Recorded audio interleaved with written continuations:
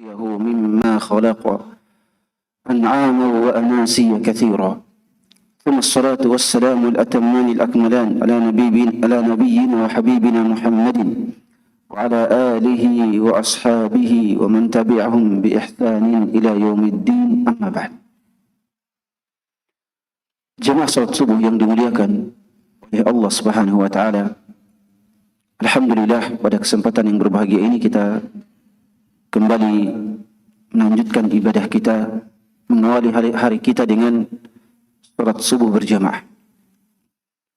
Ini merupakan sebuah keberkahan, sebuah tanda keimanan yang sejati, bahkan sebuah kemuliaan.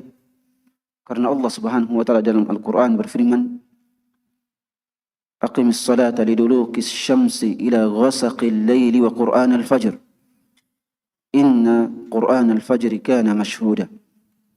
Dirikanlah salat dari sejak tergelincirnya matahari sampai gelapnya malam. Salat zuhur, asar, maghrib, dan isya. Lalu dirikanlah salat fajar. Karena salat fajar adalah salat yang disaksikan oleh para malaikat. Tentunya seluruh salat disaksikan oleh para malaikat. Seluruh salat disaksikan oleh para malaikat. Hanya saja keberadaan para malaikat pada salat fajar lebih banyak dibandingkan daripada waktu-waktu salat yang lain. Para malaikat berdasarkan dalam athar atau riwayat Umar ibn Khattab radhiyallahu taala, mereka sangat antusias untuk mendengarkan bacaan Al-Quran dari manusia, apalagi dalam salat. Karena dalam athar Umar radhiyallahu an disebutkan bahwa para malaikat tidak bisa membaca Al-Quran kecuali surah Al-Fatihah. Para malaikat tidak diizinkan untuk membaca Al-Quran kecuali surah Al-Fatihah. Makanya Umar ibn Khattab radhiyallahu taala an, berdasarkan riwayat yang sahih dari beliau mengatakan bahwa mengulang-ulang bacaan Al-Fatihah adalah salatnya para malaikat.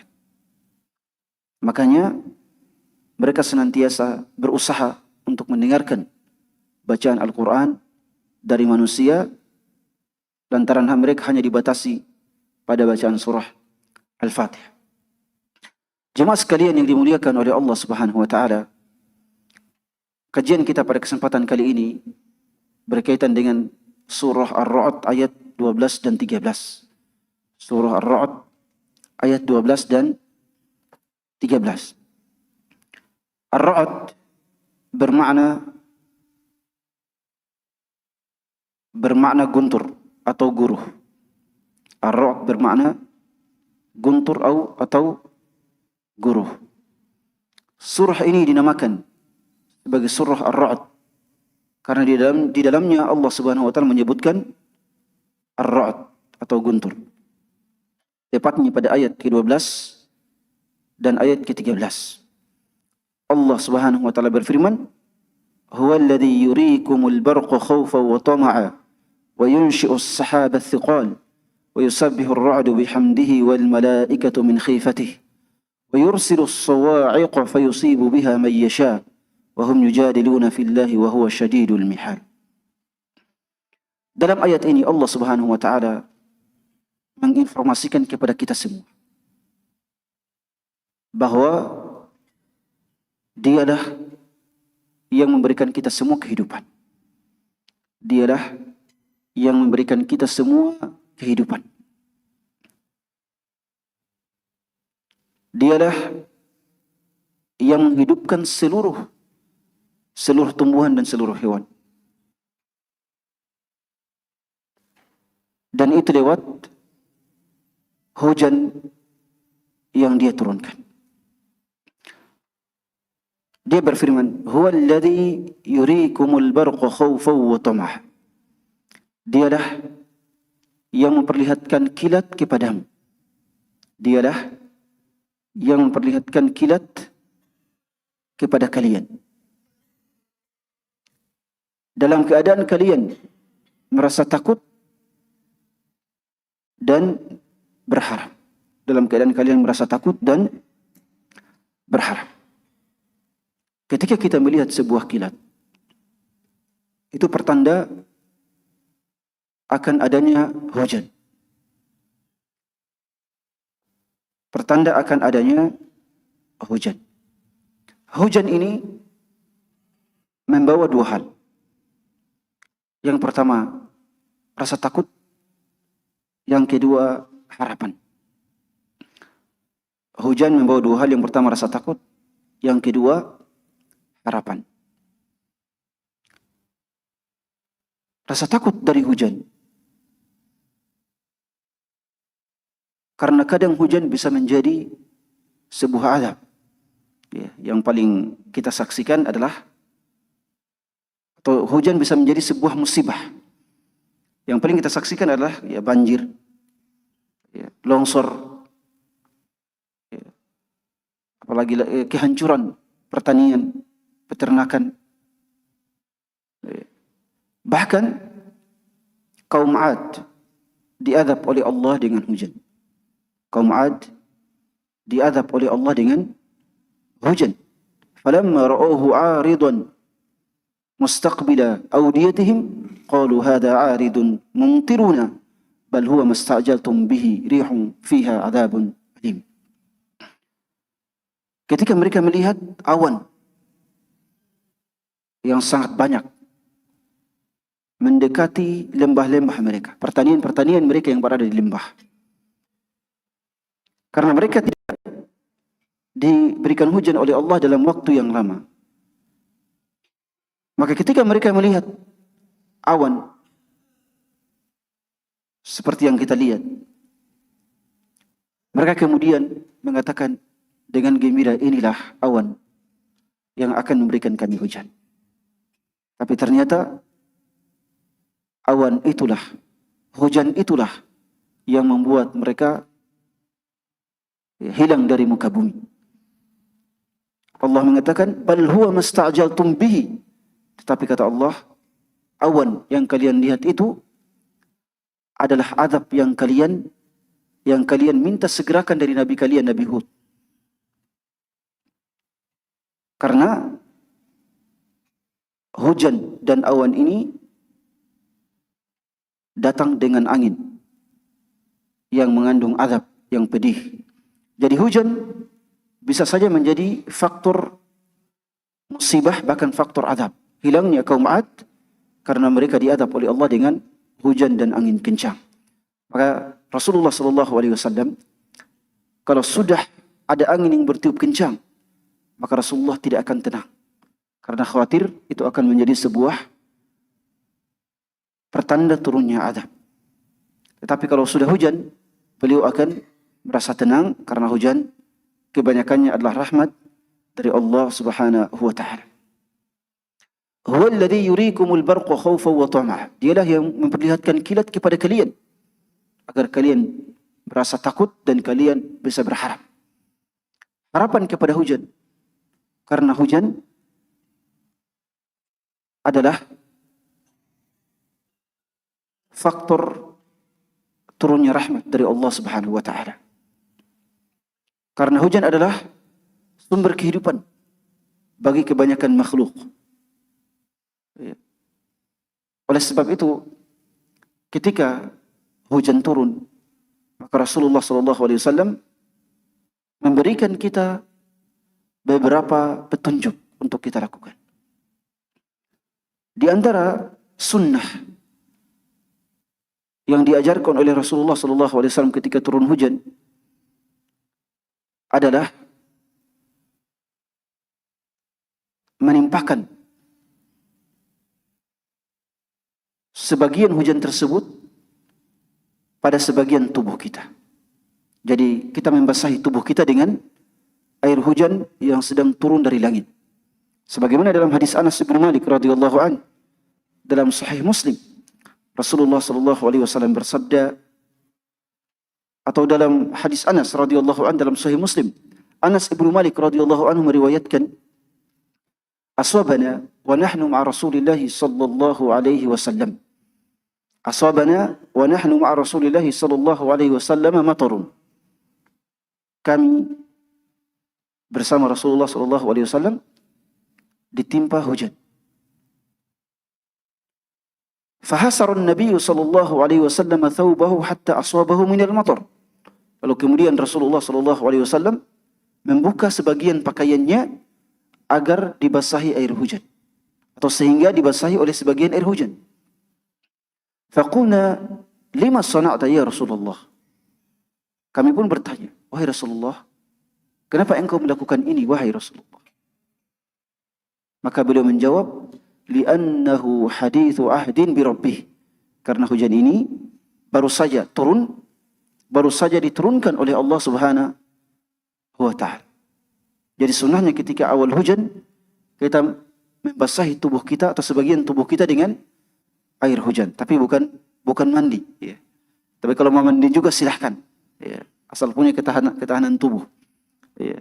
Tapi sunnahnya adalah membasahi sebagian tubuh kita dengan air hujan, sebagaimana sunnah Rasulullah SAW dalam hadis Anas ibn Malik yang kita sebutkan. Di antara sunnah yang dianjurkan oleh Rasulullah SAW adalah berdoa.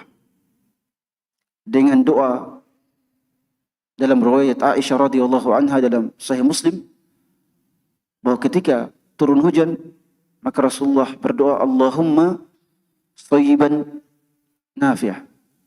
Allahumma shayyiban nafi'ah. Ya Allah, jadikanlah hujan ini sebagai hujan yang bermanfaat.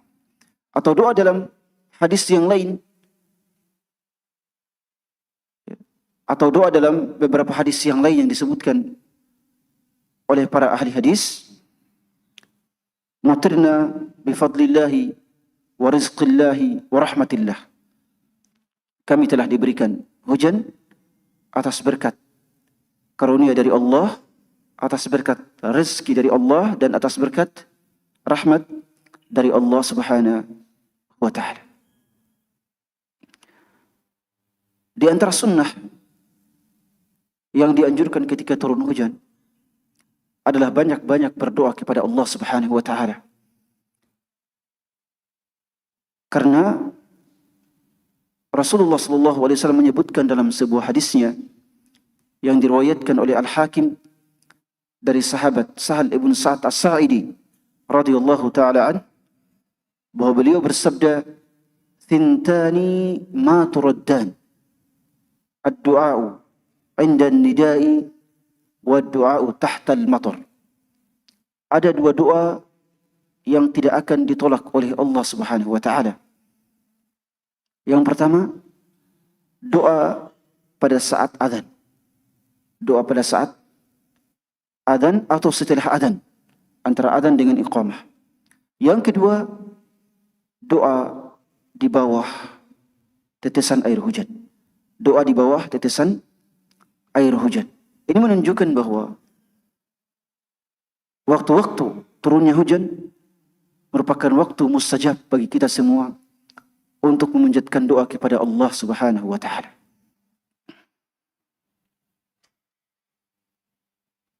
Allah kemudian melanjutkan, wa yunshi'us sahabat thiqal, dan dia pula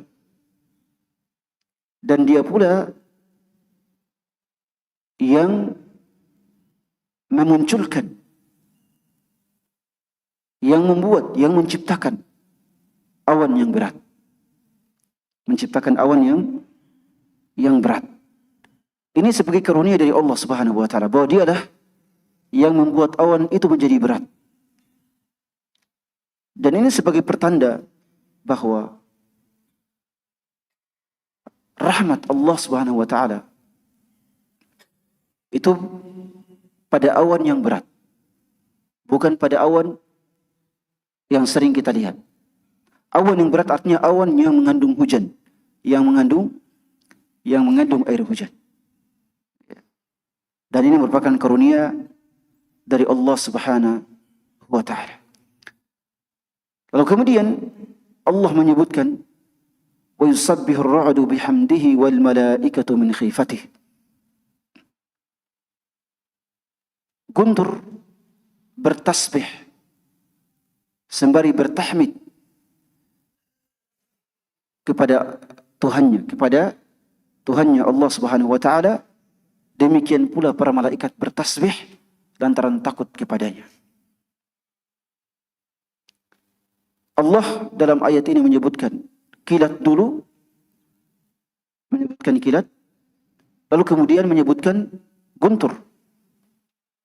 Karena secara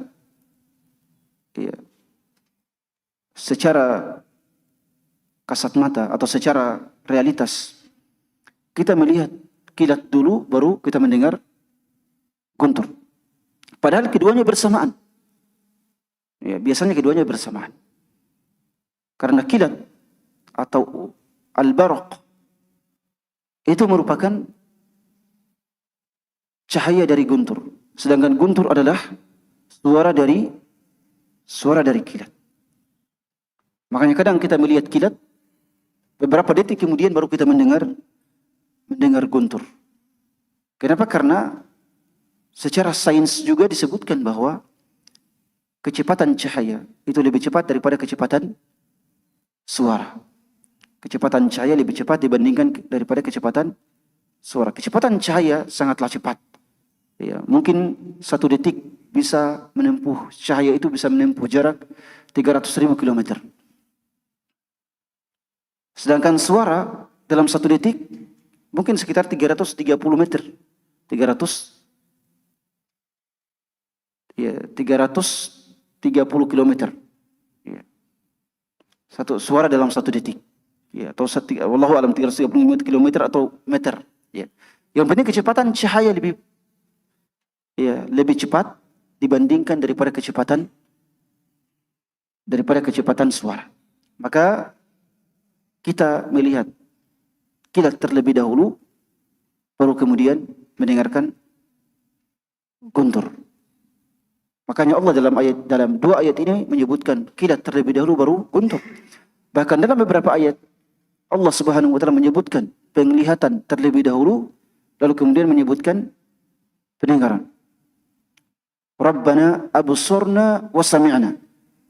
Ya. Wahai Tuhan kami melihat dan kami mendengar. Kenapa? Karena kecepatan penglihatan itu lebih cepat dibandingkan pada kecepatan pendengaran. Walaupun dalam beberapa ayat yang lain Allah Subhanahu wa taala menyebutkan pendengaran terlebih dahulu lalu penglihatan, terutama dalam proses penciptaan. Karena dalam proses penciptaan kita sebagai makhluk, sebagai manusia, ketika kita masih bayi, kita mendengar terlebih dahulu, baru kemudian bisa melihat. Ya, bisa kita mendengar terlebih dahulu lalu bisa melihat. Maka kadang Allah dalam Al-Quran menyebutkan pendengaran lalu penglihatan dalam apa? Dalam konteks penciptaan ataupun dalam konteks pendengaran hidayah. Ya, maka Allah kadangkala atau seringkali mendahulukan pendengaran daripada penglihatan. Di sini yusabbihur ra'du bihamdih. Guntur bertasbih sembali bertahmid kepada Allah Subhanahu wa taala.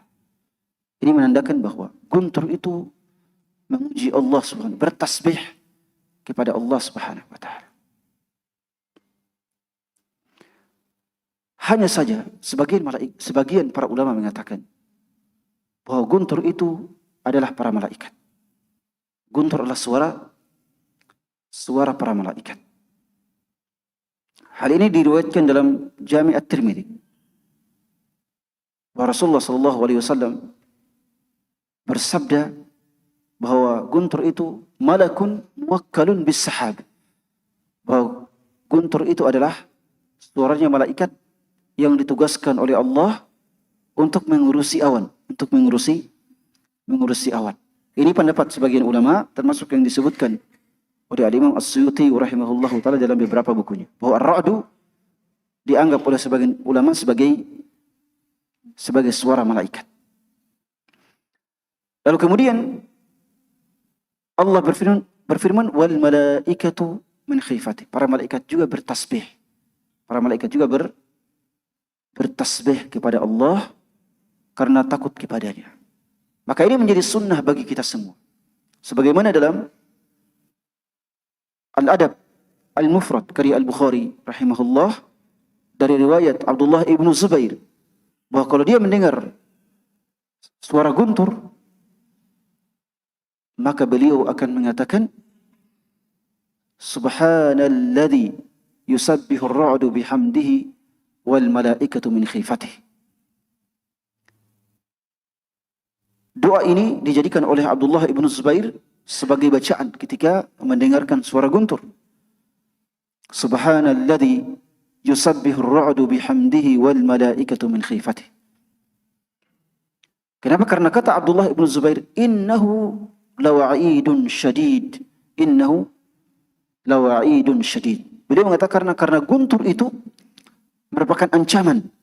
Guntur itu merupakan ancaman yang sangat besar dari Allah Subhanahu wa taala. Ancaman kepada orang-orang yang suka bermaksiat. Makanya kalau guntur kita semua merasa ketakutan. Karena itu memang merupakan ancaman. Maka Abdullah ibnu Zubair selalu membaca doa Subhanalladzi yusabbihu ar-ra'du bihamdihi wal malaikatu min khifatihi. Tentunya ada beberapa doa yang diriwayatkan dari Rasulullah SAW ketika melihat kilat, ketika mendengarkan guntur. Tapi hadis-hadis yang ada semuanya hadis-hadis yang dhaif. Adapun amalan doa dari Abdullah ibnu Zubair, maka itu merupakan hadis yang sahih. Makanya sebagian ulama mengatakan bahwa doa yang kita panjatkan ketika mendengarkan guntur adalah doa yang dipanjatkan oleh Abdullah ibnu Zubair. Subhanalladzi yusabbihu ar-ra'du bihamdihi wal malaikatu min khifatihi. Kemudian Allah berfirman, wa yursilu as-sawa'iqa fayusibu biha man yasha. Lalu Allah mengirimkan petir. As-sawa'iq jamak dari sa'iqah, yaitu petir. Fayusibu biha man yasha. Lalu Allah menimpakan petir itu kepada apa yang Dia kehendaki. Allah menimpakan petir kepada apa yang Dia kehendaki. Oleh sebab itu memang kalau sudah terjadi guntur, kilat, petir, kita harus banyak-banyak beristi'adzah kepada Allah Subhanahu wa taala. Kita banyak-banyak bertasbih kepada Allah Subhanahu wa taala dan kita banyak-banyak berdoa dengan doa Rasulullah. Allahumma shayyiban nafi'a, mutirna bi fadlillahi wa rahmatihi wa rizqihi, atau doa-doa yang lain. Kenapa? Karena ini dikhawatirkan menjadi pertanda dari azab. Ini dikhawatirkan menjadi pertanda dari azab. Bahkan azabnya kaum Samud itu adalah petir. Wa amma Samud fahadainahum fastahabbu al-'ama 'ala al-huda. Kata Allah, adapun Samud, kami kirimkan mereka sebuah petunjuk, tapi mereka lebih mencintai untuk menjadi buta daripada melihat petunjuk. Mereka lebih suka untuk tidak mau mendengarkan petunjuk dan melihat petunjuk yang Allah kirimkan kepada mereka. Maka Allah Subhanahu wa taala kemudian mengatakan, fa akhadhathum sa'iqatul 'adzabil huni bima kanu yaksibun. Lalu kemudian mereka diambil alih, diazab oleh Allah dengan perantaraan sa'iqatul 'adzabil hun, petir yang membawa azab yang menghinakan, dengan sebab kekafiran yang mereka lakukan. Jadi guntur atau petir Allah timpakan kepada kaum Samud, kaumnya Nabi Saleh. Bahkan salah satu tanda hari kiamat, sebagian dalam riwayat Ahmad rahimahullahu ta'ala, salah satu tanda hari kiamat adalah kasratus sawa'iq, kasratu as-sawa'iq inda iqtirabis sah. Bahwa tanda hari kiamat adalah banyaknya petir. Banyaknya petir ketika di akhir zaman. Jadi ini kalau sudah banyak petir, maka ini merupakan pertanda dari banyaknya, dari dekatnya hari kiamat. Suatu ketika di kampung saya, itu mungkin sekitar 20 tahun yang lalu, banyak sekali petir. Ketika saya masih SMP, banyak sekali petir. Sampai beberapa orang itu ditimpa oleh petir. Kalau ditimpa oleh petir, meninggal. Ya, karena petir itu Masya Allah, ya, petir mengandung ya, tegangan listrik yang sangat tinggi.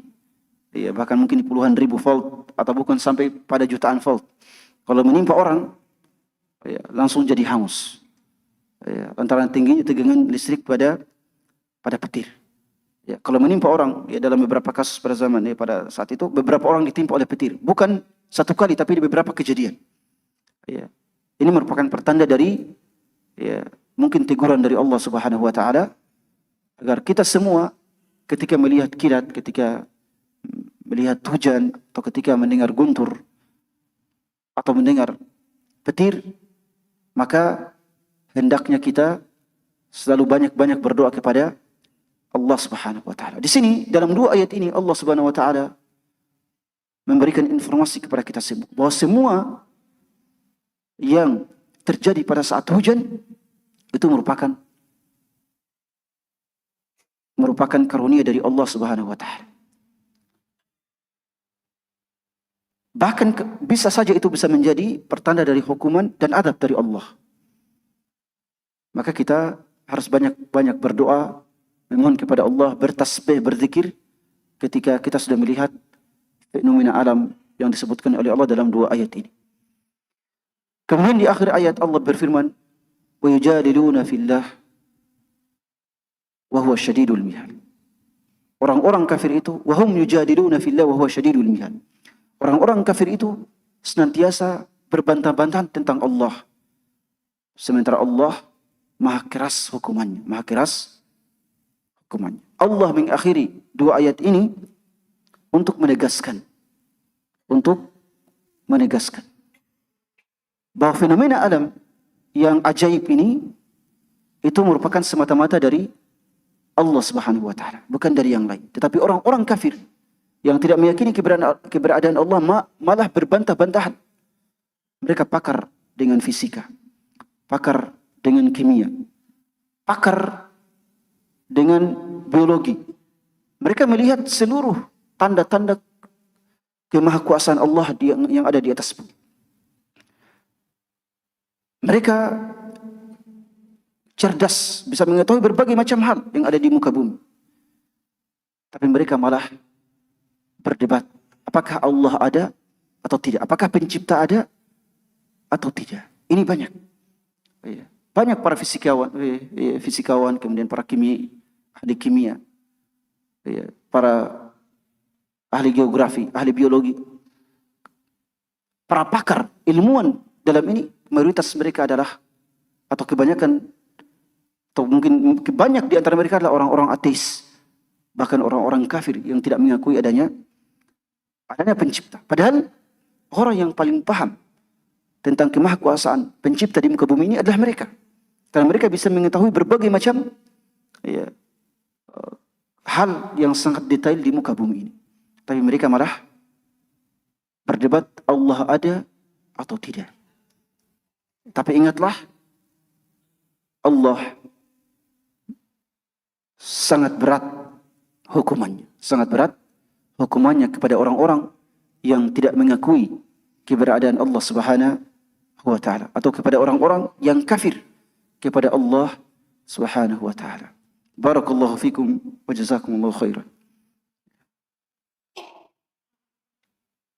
Kalau ada yang pertanyaan dipersilakan.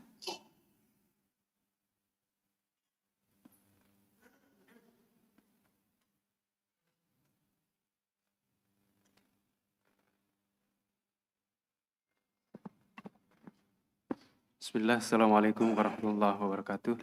Terima kasih. Saya mau bertanya Ustaz, berkaitan dengan mukaddimah yang Ustadz sampaikan tadi, bahwa malaikat itu dibatasi dengan membaca Al-Quran itu hanya surah Al-Fatihah saja. Bagaimana dengan malaikat Jibril Ustadz yang menurunkan Al-Quran kepada Nabi kita Muhammad SAW? Itu pertanyaannya Ustadz. Yang kedua,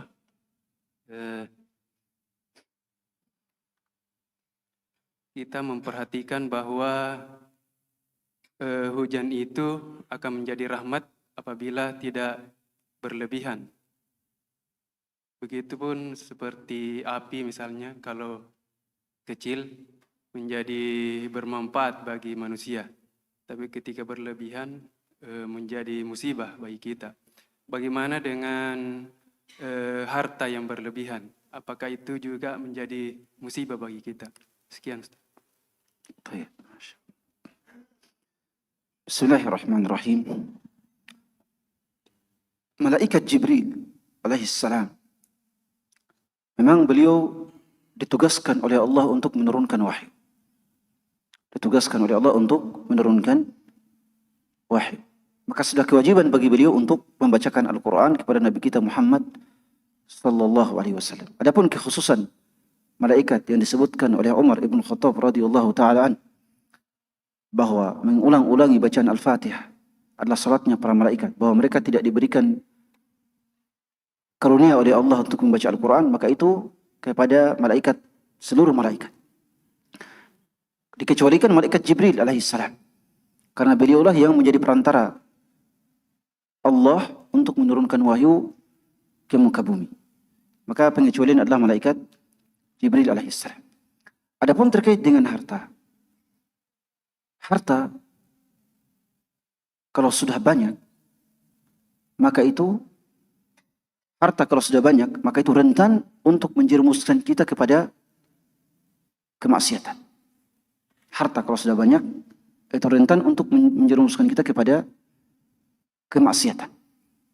Ya, makanya kebanyakan orang-orang yang kemaksiatannya luar biasa itu adalah orang-orang kaya, bukan orang-orang miskin. Memang orang-orang miskin juga pasti ada yang bermaksiat, tapi orang-orang kaya kebanyakan adalah orang-orang yang tidak bersyukur kepada Allah Subhanahu wa taala. Walau basatallahu rizqa li ibadihi labaghaw fil ard, walakin yunazzilu biqadarin ma yasha. Kalau seandainya Allah membuka pintu-pintu rezeki selebar-lebarnya di muka bumi, maka makhluk pasti akan durhaka kepada Allah. Kata para ulama, ini pertanda bahwa semakin rezeki itu dibuka, maka pintu kedurhakaan semakin terbuka lebar. Semakin pintu rezeki dibuka lebar, pintu kedurhakaan juga semakin lebar. Oleh sebab itu memang harta ini kalau sudah banyak, itu akan membuat ada kecenderungan menuju kepada kemaksiatan. Ya. Tapi tidak mesti. Kalau dia berada pada tangan orang yang bertakwa kepada Allah, orang yang takut kepada Allah, insya Allah harta tersebut akan menjadi sumber rahmat, akan menjadi bermanfaat, bukan malah digunakan untuk kemaksiatan kepada Allah Subhanahu wa taala. Demikian pula hujan. Hujan, sebenarnya hujan itu kalau banyak itu lebih bagus. Tapi kadang kalau sudah juga banyak, kadang bisa menjadi sumber musibah. Makanya kalau sudah banyak, maka sunnah yang disebutkan oleh Rasulullah SAW ketika hujan itu dikhawatirkan untuk menjadi sumber bencana atau musibah, sunnah Rasulullah SAW adalah membaca doa, Allahumma hawalaina la alaina alal akami wal jibali wal dhirabi wal awdiyati wa manabiti syajar. Kata Rasulullah, atau doa Rasulullah ketika Madinah diguyur hujan selama 1 minggu. Banjir di mana-mana. Peternakan tidak bisa hidup karena hujan. Tumbuhan pertanian tidak bisa hidup karena hujan. Kurma kalau ditimpa air hujan rusak. Makanya kurma itu mesti di musim panas. Pertanian pada saat itu. Rasulullah ketika di Madinah ditimpa hujan 1 minggu tidak berhenti. Maka Rasulullah berdoa, Allahumma hawalaina la alaina alal akami wal jibali wal dhirabi wal awdiyati wa manabiti syajar. Ya Allah, pindahkanlah hujan ini ke tempat-tempat yang ada di sekeliling kami. Dan jangan pada kami. Pindahkanlah hujan ini ke perbukitan, ke gunung-gunung, ke lembah-lembah, ya, ke tempat-tempat tumbuhnya pohon. Ke tempat-tempat tumbuhnya pohon. Wa manabitis syajar, kata Rasulullah. Tempat-tempat tumbuhnya pohon. Karena itu akan menghindari adanya banjir. Ya. Itu doa yang disunahkan oleh Rasulullah ketika hujan dikhawatirkan akan menjadi sumber musibah dan bencana. Dan ini lebih disunahkan bagi seorang khatib. Ini lebih disunahkan bagi seorang khatib ketika berkhutbah dalam keadaan hujan dikhawatirkan menjadi musibah. Karena Rasulullah SAW membaca doa ini ketika berada di atas mimbar pada hari Jumat. Barakallahu fiik. Jazakallahu khairan. Ya, silakan. Bismillahirrahmanirrahim. Saya mau bertanya soal malaikat ini, Ustaz. Ya. Ini pengalaman pribadi saya. Saya bekerja kan di rumah sakit sudah hampir 30 tahun. Setiap kadang-kadang kalau saya dinas malam, setiap ingin menindaki pasien, apalagi itu pasien menjelang sakaratul maut, ada tanda-tanda yang tersendiri yang berikan kepada kita-kita yang melakukan tindakan biasa. Pernah sekali, Ustaznya, teman itu menjelang sakaratul maut, saya tindaki lampu mati semua. Saya menyala kembali itu lampu, saya akan tindaki lagi itu teman terlempar semua kursi. Apakah itu tanda-tanda sakaratul maut? Apa keberadaan malaikat di sekitar kita, Ustaz? Syukran. Assalamualaikum. Baik. Bismillahirrahmanirrahim. Ya, memang dalam ketika sakaratul maut memang ada malaikat. Entah itu malaikat rahmat, entah itu malaikat azab. Ya, kalau orangnya soleh, maka yang datang adalah malaikat rahmat. Kalau orangnya tidak soleh, maka yang datang adalah malaikat azab. Ya, jadi memang ya, apalagi yang berurusan dengan rumah sakit pasti tahu itu, pasti tahu. Ya. Dalam Al-Quran Allah berfirman, Innal ladzina qalu rabbuna Allah tsumma istaqamu tatanazzalu alaihimul malaikatu alla takhafu wa la tahzanu. Ya, orang yang istiqamah ketika meninggal akan didatangi oleh para malaikat rahmat. Ya. Malaikat maut cuma satu yang bertugas untuk mencabut nyawanya, satu. Sedangkan malaikat rahmat yang datang kepadanya itu banyak. Kata Allah, tatanazzalu. Tatanazzalu artinya apa? Turun berbondong-bondong, artinya banyak. Ya. Adapun orang yang tukang maksiat, orang kafir, maka yang datang kepadanya malah malaikat azab. Ya. Allah berfirman dalam surah Al-A'raf, "Walau tara idh zalimuna fi ghamaratil maut wal malaikatu basitu aydihim al-yawma ay akhriju anfusakum al-yawma tujzauna 'adzabal hun bima kuntum taquluna 'ala Allahi ghairal haqqi wa bima kuntum tastakbirun." Ya, kata Allah, kalau seandainya kalian melihat, kalau seandainya Anda melihat ketika orang-orang zalim berada dalam sakaratul maut, ya, para malaikat itu apa? Wal malaikatu basitu aidi, malaikat membuka lebar tangan mereka untuk apa? Ya, untuk memukul ini orang, ya, untuk mengancam orang ini dengan azab. Ya. Dan para malaikat mengatakan, ya,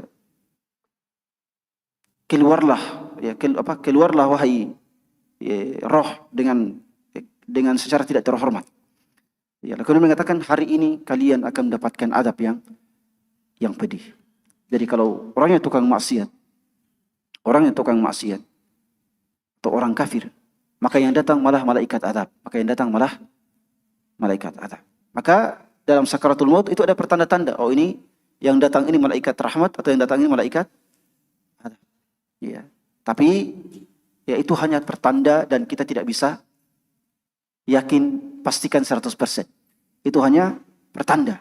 Ya, jadi kalau ada orang yang soleh meninggal dalam keadaan tersenyum, dalam keadaan ceria wajahnya, kita katakan itu pertanda, insya Allah. Jelas ya, itu pertanda. Karena kita tidak bisa memastikan 100%. Kita tidak bisa memastikan hal gaib 100%. Kita katakan itu pertanda. Kita bahagia, semoga ini sebagai pertanda. kebaikan bagi dirinya. Adapun bagi orang-orang yang zalim, kita juga katakan itu pertanda. Mungkin selama di dunia dia suka zalim, tukang maksiat, maka itu pertanda bahwa dirinya didatangkan oleh Allah malaikat azab ketika dia akan meninggal. Jelas ya, tapi kita sebagai yang ada di rumah sakit, kalau melihat pertanda baik, hendaknya informasikan kepada keluarganya atau kepada orang lain. Tapi kalau melihat informasi buruk, maka hendaknya dirahasiakan. Hendaknya dirahasiakan. Iya. Kalau melihat informasi buruk itu, maka hendaknya dirahasiakan. Iya. Termasuk yang mengurusi jenazah, yang memandikan jenazah, yang mengafani jenazah. Kalau melihat ada pertanda buruk pada jenazah, hendaknya dirahasiakan. Bahkan pada kasus-kasus tertentu, hendaknya keluarga yang meninggal itu tidak perlu melihat jenazahnya. Pada kasus-kasus tertentu, ya, misalnya bagian tubuhnya sudah tidak hancur berantakan misalnya, cukup perlihatkan bagian atasnya, tidak perlu memperlihatkan ya, seluruh tubuhnya. Ini merupakan adab bagi kita agar mereka bisa merasa tenang. Ya, agar mereka bisa merasa tenang. Ya, barakallahu fikum wa jazakumullahu khairan. Ya, silakan. Bismillahirrahmanirrahim. Assalamualaikum warahmatullahi wabarakatuh. Waalaikumsalam. Jika petir dan guntur merupakan tanda bahwa memberikan kita rasa takut, apakah orang yang kena petir, rumah yang kena petir, apakah itu merupakan suatu musibah atau suatu pertanda bahwa ada keburukan di dalamnya? Baik. Sebenarnya, Ustaz. Masya Allah. Apakah orang yang dikenai petir, apa itu berarti azab? Ya, ini tidak mesti sebuah azab. Tidak mesti sebuah azab. Ya. Tidak mesti sebuah azab. Kecuali kalau orang tersebut memang orang yang zalim. Ya. Kecuali orang tersebut adalah orang yang suka bermaksiat, tukang maksiat. Ya. Atau orang yang ya, suka durhaka kepada Allah. Kalau dia ditimpa musibah, maka itu hukuman untuknya. Jadi terkait dengan kecelakaan, musibah itu dilihat dari kondisi orangnya. Kalau orangnya saleh, taat kepada Allah, maka itu merupakan musibah yang menimpa dirinya. Musibah yang menimpa dirinya dan kematiannya itu, cara kematiannya yang menyakitkan itu menjadi penghapus dari dosa-dosanya. Adapun kalau orangnya tukang maksiat, ya, maka itu hukuman dan adab dari Allah untuk dirinya. Jadi semua itu dilihat dari kondisi orangnya. Adapun terkait dengan musibah petir, mati karena petir, banjir, kecelakaan, itu semua sudah menjadi takdir dari Allah Subhanahu wa taala. Tenggelam, dimakan buaya, diserang binatang buas, itu takdir dan bukan bertanda bahwa itu su'ul khotimah atau husn al khotimah. Jelas ya? Barakallahu fikum. Ya. Bismillahirrahmanirrahim. Mengenai hujan, Ustaz, saya pernah tinggal di bagian Siapi-api ya, Kepulauan Riau, daratan. Itu kalau hujannya selalu hujan di sana, Pak Ustaz.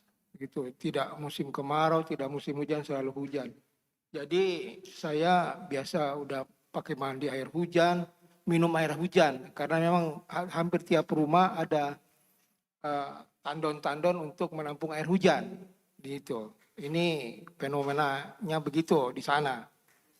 Kemudian mengenai curah hujan juga, seperti di Bogor itu kan banyak curah hujannya. Ya. Dengan tanda-tanda seperti itu, apakah dua tempat yang saya sebutkan itu banyak mendapat rahmat atau bagaimana? Karena hujannya berlebihan. Tapi dalam artian bermanfaat untuk dia gitu. Tidak perlu lagi pakai pam gitu atau sedot air tanah gitu. Kalau air tanah disedot, karena di sana di bawahnya bekas ini, maaf kalau kita menguburkan jenazah di sana di bawahnya sudah air. Jadi susah juga. Itu. Kedua tadi mengenai petir gitu. Kok yang terkena petir lebih banyak petani Pak Ustadz?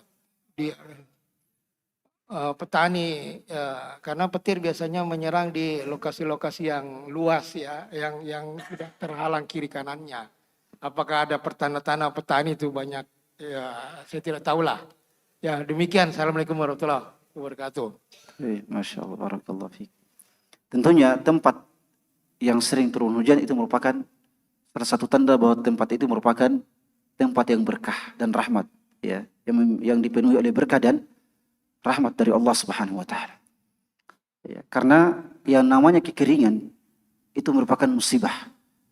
Ya, yang namanya kekeringan itu merupakan hal yang sangat menyulitkan.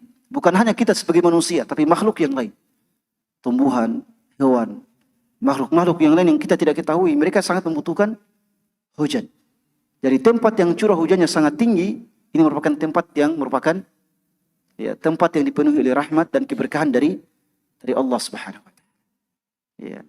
Itu tempat yang curah hujannya sangat tinggi. Ya, dan adapun tadi yang disebutkan bahwa menguburkan jenazah pun sangat sulit karena semuanya rawa ya, semuanya rawa. Maka kalau tanah seperti itu, maka hendaknya menguburkan jenazah dengan peti. Ya, menguburkan jenazah dengan peti itu hukumnya makruh.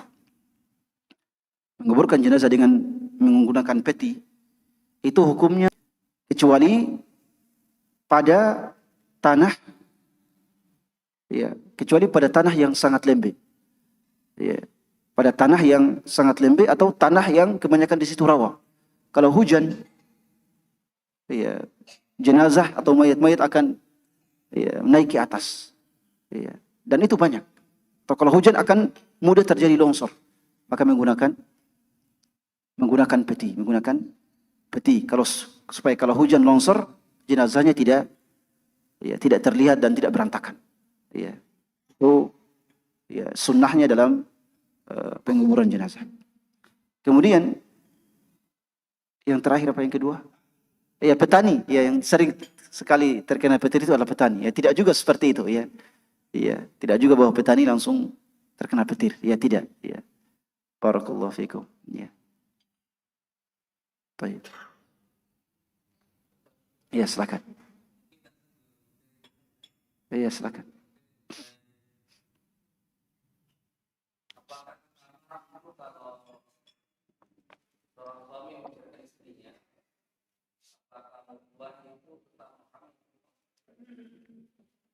Mertuanya tetap baik.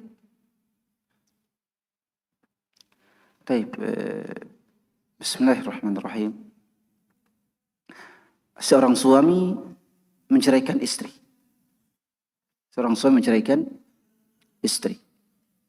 Apakah mertuanya, mantan mertuanya tetap menjadi mahram?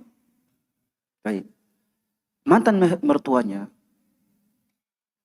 dianggap, sebenarnya mantan mertua itu dianggap sebagai mahram dari sisi tidak bisa dia nikahi selamanya. Ya.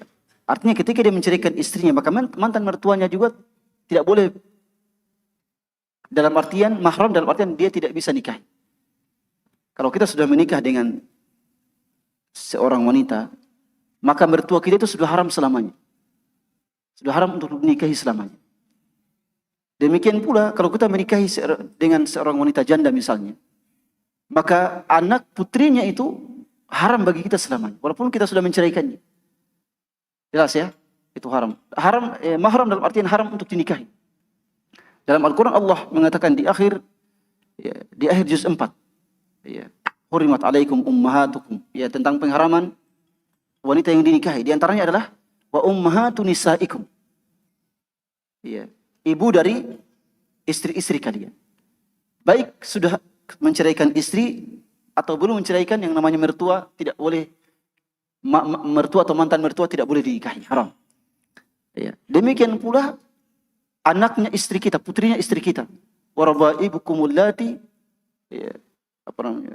Dalam itu ya, dan warabaikum, ya, warabaibukum, anak-anak tiri kalian, anak-anak tiri kalian.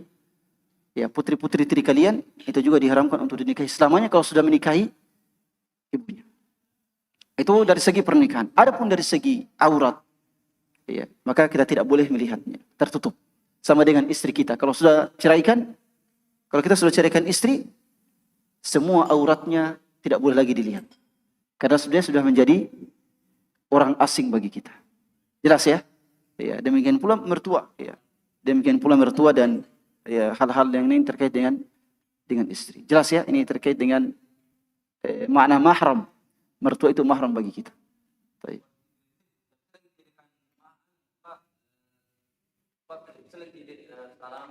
Ya, tidak bisa lagi. Sudah putus. Hah? Kalau meninggal, iya, kalau meninggal tetap terputus.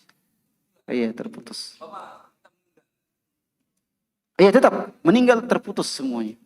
Iya, terputus. Iya, meninggal sudah terputus. Iya.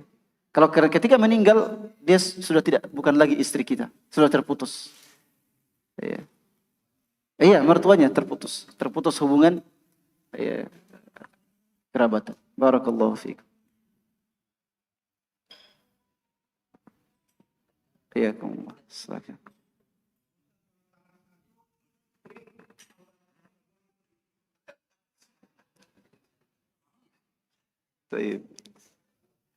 Talak 1 atau talak 2, selama belum keluar masa iddah, dia masih menjadi istri kita. Sebelum masa iddah belum habis, maka talak 1, talak 2 itu dia masih menjadi istri kita. Jelas ya? Itu ya. Artinya ketika masa iddah sudah keluar, kita tidak boleh lagi berkumpul dengannya dalam satu rumah. Ya. Kalau masa iddah sudah habis. Ya. Adapun talak 3 ya langsung berpisah. Talak 3 langsung berpisah. Kenapa? Karena talak 3 sudah langsung memutuskan hubungan suami istri.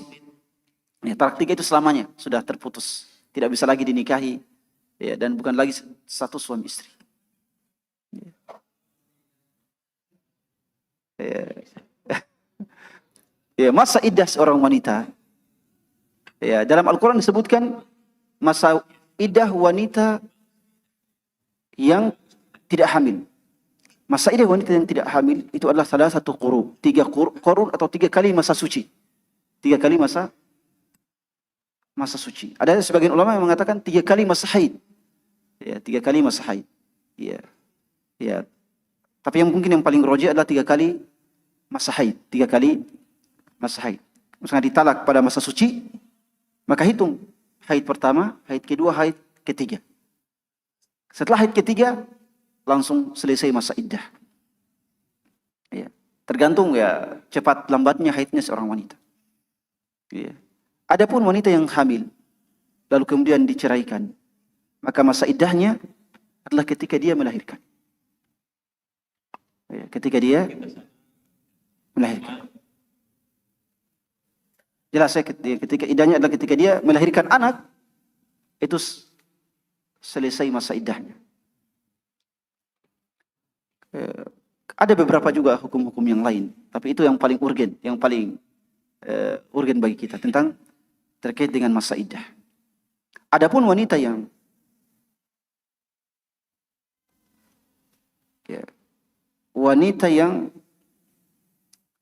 yang ditinggal mati oleh seorang suami. Wanita yang ditinggal mati oleh seorang suami, maka masa iddahnya adalah 4 bulan 10 hari. 4 bulan 10 hari. Tapi kalau dia hamil, maka masa iddahnya ketika dia melahirkan. Kalau dia hamil, maka masa iddahnya ketika dia melahirkan. Walaupun suaminya meninggal kemarin, hari ini dia melahirkan, dia boleh menikah hari ini. Ya, itu sebagai contoh ya. Ya, sebagai contoh. Realitasnya mungkin jarang ada, tapi sebagai contoh ya. Ya, suaminya meninggal 2 hari yang lalu. Dia melahirkan hari ini. Dia dibolehkan, maksudnya secara hukum syar'i, dia masa iddahnya sudah selesai, sudah bisa dilamar, ya, sudah bisa menikah dan sebagainya. Ya, itu maksudnya ya. Adapun realitas ya jarang ya, tidak ada yang seperti itu kecuali orang yang sangat tegas kepada suaminya. Masa baru meninggal sudah menikah lagi ya. Baik ya, barakallahu fiik.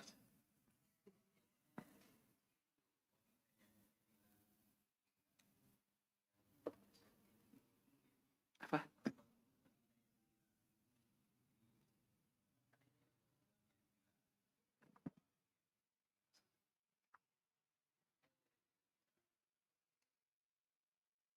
Saya enggak Pak. Enggak.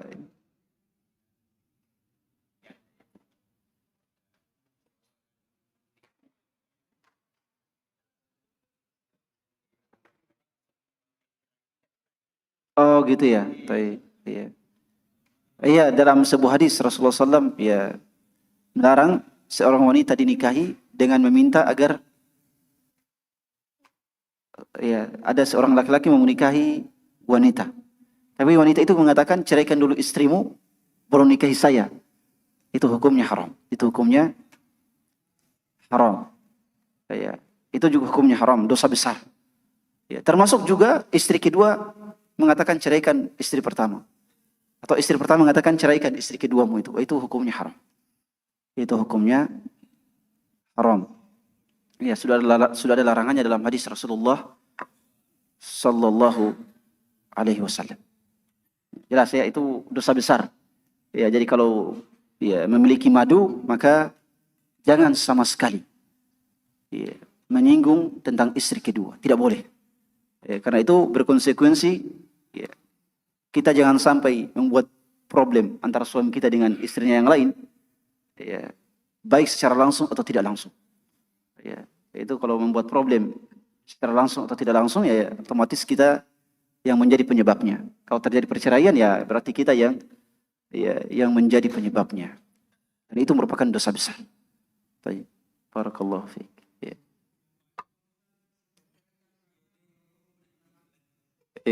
Iya, kalau itu urusan lain ya, itu urusan lain. Ya. Ya.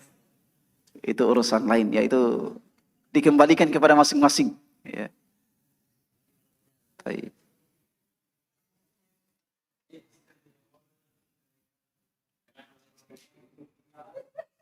Baik.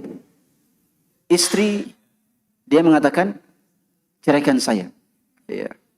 Hukumnya bisa dibagi dua. Ya. Pertama, itu kalau dia membenci poligami. Kalau dia membenci poligami maka dia mendapatkan dosa. Kalau dia membenci poligami, dia mendapatkan dosa. Dia mendapatkan dosa.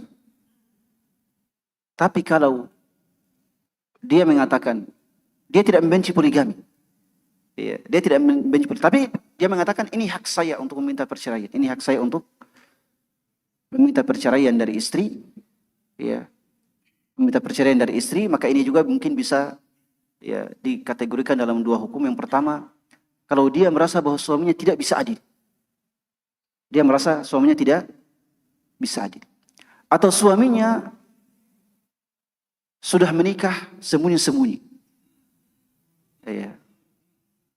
Atau suaminya menikah dengan istri kedua dengan jalan yang tidak syar'i, maka dia diberikan pilihan untuk ya, diberikan keleluasaan untuk memilih tetap berada di bawah ya, naungan seorang dengan suaminya tersebut atau tidak. Tapi kalau ya, tidak ada angin, tidak ada hujan, suaminya mau menikah lagi, ya, maka tidak boleh dilarang, tidak boleh dilarang. Ya. Dikhawatirkan hal itu ya, merupakan sebuah dosa karena meminta perceraian. Dan Rasulullah sudah melarang seorang wanita untuk meminta perceraian dari suami. Ya, Rasulullah melarang para kaum wanita untuk meminta perceraian dari suaminya tanpa sebab, tentunya tanpa sebab. Rasulullah menggunakan larangan itu pada komunitas yang kebiasaan mereka adalah poligami. Rasulullah mengatakan kepada wanita sahabiah tidak boleh meminta perceraian. Ini disebutkan kepada komunitas yang kebiasaan mereka poligami. Ya, karena kita sudah sebutkan sebelumnya bahwa para sahabat dan tabi'in yang beristri 4 itu banyak. Yang beristri 3 lebih banyak. Yang beristri 2 tidak terhitung. Yang beristri 1 jarang. Ya. Itu pada masa ya. Tapi ini bukan motivasi untuk ini ya. Kita cuma membahas tentang persoalan ini. Ya. Ya. Ini cuma terkait dengan bahasan terkait dengan edukasi realitas dalam persoalan. Jadi seorang wanita kalau suaminya adalah orang yang soleh, orang yang baik, bisa berlaku adil dan mampu memiliki kemampuan, maka dia tidak boleh melarang suaminya untuk menikah lagi. Dan tidak boleh kemudian melarang orang lain untuk menikah lagi. Ya, misalnya ada beberapa kasus seorang wanita yang mau dijadikan sebagai istri kedua atau ketiga dikompori untuk tidak menerima lamaran seorang laki-laki yang ingin menjadikannya sebagai istri kedua atau ketiga. Itu tidak boleh. Itu tidak boleh mengempori seorang wanita untuk menolak lamaran laki-laki. Kecuali kalau laki-laki itu dianggap sebagai orang yang tidak bisa adil dalam berpoligami, atau orang yang tukang maksiat, ya, atau orang yang tidak soleh, ya, itu dilarang. Tapi kalau orangnya soleh, orangnya bisa adil, orangnya mampu, maka tidak boleh mengempori seorang wanita agar tidak menerima lamaran laki-laki yang ingin menikahinya sebagai istri kedua, ketiga, atau keempat. Jelas ya? Jadi meminta perceraian dari suami yang ingin poligami itu tidak bisa dihukumi dalam satu kondisi. Kamu ini tidak, harus dilihat apa faktornya. Harus dilihat apa faktornya. Kadang suami ingin poligami tapi dia pada istri sendiri tidak berbuat baik. Ya, pada istri sendiri malah didolimi, tidak diberikan nafkah. Ya, bahkan pada istri sendiri dipukuli, bahkan ya akhlaknya pada istrinya sangat buruk, dikata-kata dengan dicaci maki. Ya, dia berhak untuk meminta perceraian. Ya, karena dia yakini bahwa suami saya ini semakin akan mendolimi saya. Jelas ya? Tapi kalau suaminya orang yang soleh, ya, orang yang baik, orang yang mampu, maka dia tidak boleh meminta perceraian. Ya. Kalau dia cemburunya sangat besar, maka dia harus berdoa kepada Allah agar cemburunya itu dihilangkan. Ya, satu-satunya cara untuk menghilangkan cemburu adalah berdoa. Ya, sebagaimana doanya Rasulullah SAW untuk Ummu Salamah. Ketika Rasulullah SAW melamar Ummu Salamah, karena Ummu Salamah sebelumnya memiliki suami yang bernama Abu Salamah. Abu Salamah tidak menikah kecuali satu wanita, itu Ummu Salamah. Kenapa? Karena Abu Salamah itu orangnya sama dengan Abu Talha. Setiap bulan diutus oleh Rasul untuk pergi berjihad. Ya, makanya tidak punya istri kecuali satu. Ya. Ketika Rasulullah melamar Ummu Salamah mengatakan, "Wahai Rasulullah, saya bingung untuk menerima lamaranmu. Karena saya punya banyak anak yang masih kecil. Itu mereka akan mengganggu Anda kalau datang ke rumah saya. Ya. Kedua, saya memiliki kecemburuan yang sangat besar. Saya khawatir ketika saya menjadi istrimu, saya malah membuat problem pada rumah tangga. Ya, karena melihat Anda masuk ke rumah Aisyah, ke rumah Sofiyah, Sofiyah belum dinikahi saat itu, ya. Ke rumah Aisyah atau ke rumah Hafsah atau ke rumah Saudah, saya akan membuat problem karena saya suka cemburu." Maka Rasulullah mengatakan, "Adapun anak-anakmu itu mudah. Itu mudah bisa dititipkan ke siapa kalau saya datang." Karena Rasulullah tidak bisa diganggu oleh anak-anak. Ya, Rasulullah tidak bisa diganggu. Kenapa tidak bisa diganggu? Orang yang sangat sibuk. Masa pulang ke rumah ya harus sibuk dengan anak-anak? Tidak bisa diganggu dengan itu. Yang kedua, adapun rasa cemburumu, maka saya akan berdoa kepada Allah agar Allah menghilangkannya. Rasulullah kemudian berdoa, lalu kemudian rasa cemburu itu hilang dari Ummu Salamah. Maka satu-satunya cara untuk mengobati rasa cemburu adalah banyak-banyak berdoa kepada Allah. Seorang suami mendoakan istrinya, istri pun berdoa untuk dirinya sendiri. Barakallahu fiikum. Ya, makanya salah satu cara kalau mau berniat poligami, cari memang istri pertama yang cemburunya tidak terlalu besar. Ya, cemburunya tidak terlalu besar. Ya.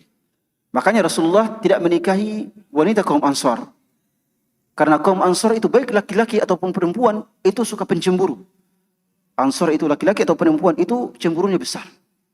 Iya, cemburunya sangat besar. Makanya Rasulullah tidak menikahi kaum Ansar. Baik, barakallahu fikum. Ya, silakan. Ya, sudah ya? Baik, barakallahu fikum wa jazakumullahu khairan. Ya, mungkin kita bahas pada kali yang lain insyaallah ya. Ya, tema kita tema hujan. Ya, tapi entah ya, baik, berubah ke tema yang lain. Baik, barakallahu fikum wa jazakumullahu khairan. Semoga kajian kita pada kesempatan kali ini bermanfaat dan memberikan kita semua tambahan ilmu, iman dan amal. Allahumma inna nas'aluka ilman nafi'an wa amalan mutaqabbalan wa rizqan thayyiban. Allahumma inna nas'aluka al-huda wat-tuqa wal-afafa wal-ghina ya arhamar rahimin. Rabbana atina fid dunya hasanah wa fil akhirati hasanah wa qina adzaban nar. Subhana rabbika rabbil izzati amma yasifun. Wassalamun alal mursalin walhamdulillahi rabbil alamin. Assalamualaikum warahmatullahi wabarakatuh.